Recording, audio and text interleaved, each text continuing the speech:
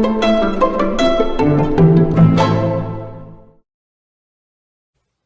morning. My name is Brandon and I'm an alcoholic and addict in recovery. And today I'm talking about the Serenity Prayer. I'm going to read a little bit from Living Sober by Alcoholics Anonymous World Services and dig into the Serenity Prayer a little bit. So for anybody not fully familiar with the Serenity Prayer, the version that's used in Alcoholics Anonymous and by lots of other people worldwide goes like this. God, grant me the serenity to accept the things I cannot change, the courage to change the things that I can, and the wisdom to know the difference. So there's three parts to this. First is the serenity to accept the things I cannot change. The second is the courage to change the things I can. So that second part inherently involves self-knowledge. And you will get into that a little bit, but you've got to know what are the things that are within my control. And as it turns out, that's a fairly limited scope in the grand scheme of things.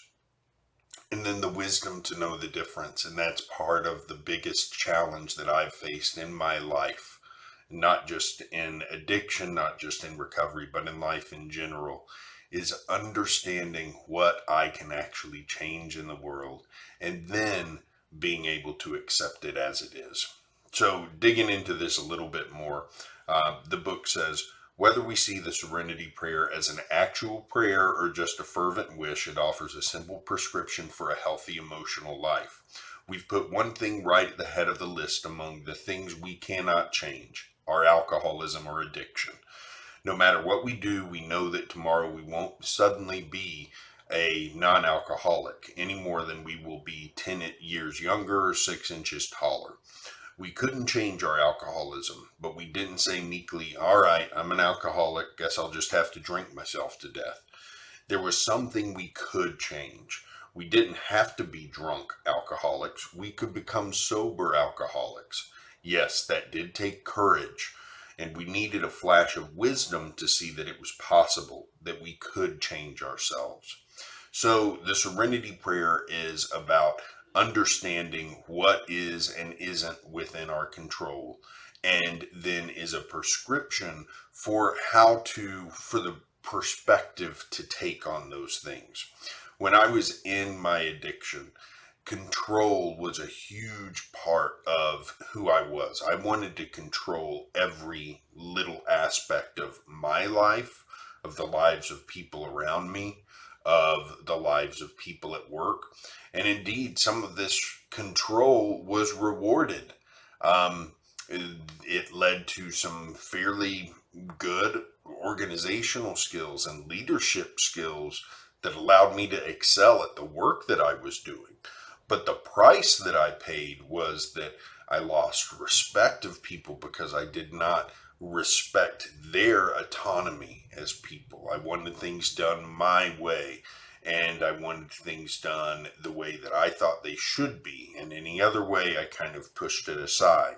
And so, because I wanted this ultimate control and wasn't interested in really looking at, well, what is within my control, I was in this constant battle with the people around me and circumstances in life.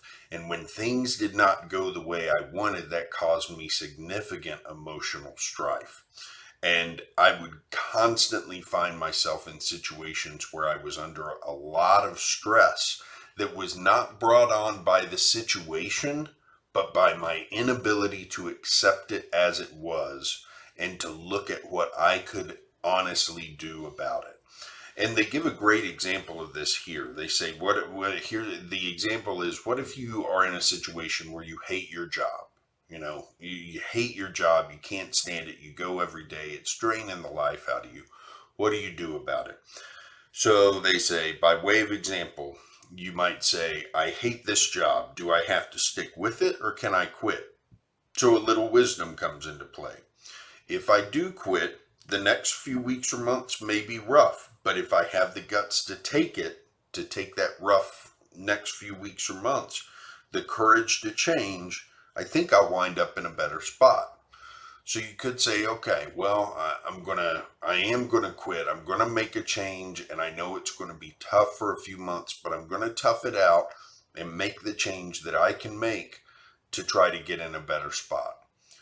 Or you could take an opposite view and say, the answer may be, let's face it, this is no time for me to go job hunting, not with a family to support. Besides, here I am 6 weeks sober, and my AA friends say I'd better not start making any drastic changes in my life just yet. Better concentrate on not taking that first drink and wait till I get my head straightened out. Okay, I can't change the job right now, but maybe I can change my own attitude. Let's see. How can I learn to accept the job serenely? Now, that's what was missing for me. When things got tough at work or in life, I would look for a way out, and I would look for a way to change those things. I never cared too much about what can I do to change Brandon and the way that he looks at these situations. I never paid much attention to that. I always looked at the situations and other things in life as the things that need to change. Now, this is a daily thing for me. I am still learning. And if I had to guess, this is going to be a lifetime practice for me to accept the things I cannot change, the courage to change me, which is the one thing I can change, and the wisdom to know the difference between those two things. And having that self knowledge about what are the things I can change, what are the things that are within my control, which is really falls in basically into the category of the way I react to the world around me. That's really what's in my control. And even my control over that is somewhat limited. Um, and so it's important for us to really understand what is what's our role in all of this. When things get tough, especially, it's easy to blame people outside of ourselves. But if we can accept situations as they are and look at what we can do, and sometimes it's just changing our own perspective or attitude. If we can look at that, then we have a much better chance at maintaining the serenity that allows for a more comfortable and productive life in recovery or sobriety. So the last thing they say about the Serenity Prayer is the word serenity looked like an impossible goal when we first saw the prayer.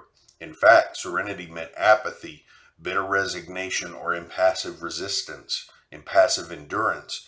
Then we didn't even want to aim at it. But we found that serenity meant no such thing. When it comes to us now, it is more as plain recognition, a clear-eyed, realistic way of seeing the world accompanied by inner peace and strength.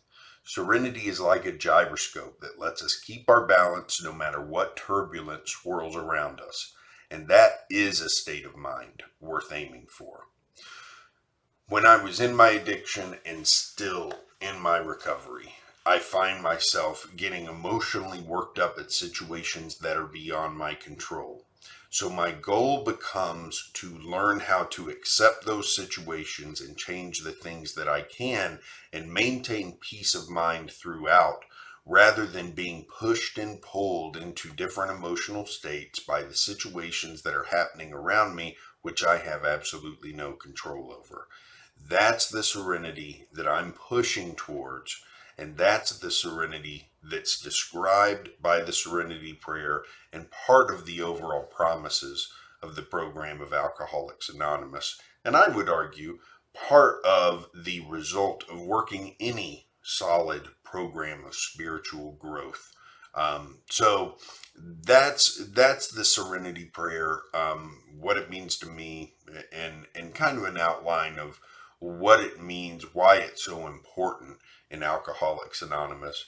It's not an Alcoholics Anonymous prayer. It's been around for centuries, but it has been adapted because it fits so well into the kind of thing that addicts have to practice on a day-to-day basis as we search for peace, serenity, and productivity, and a healthy recovery from addiction. Hope you all have a great day. I'll see you back here with more tomorrow.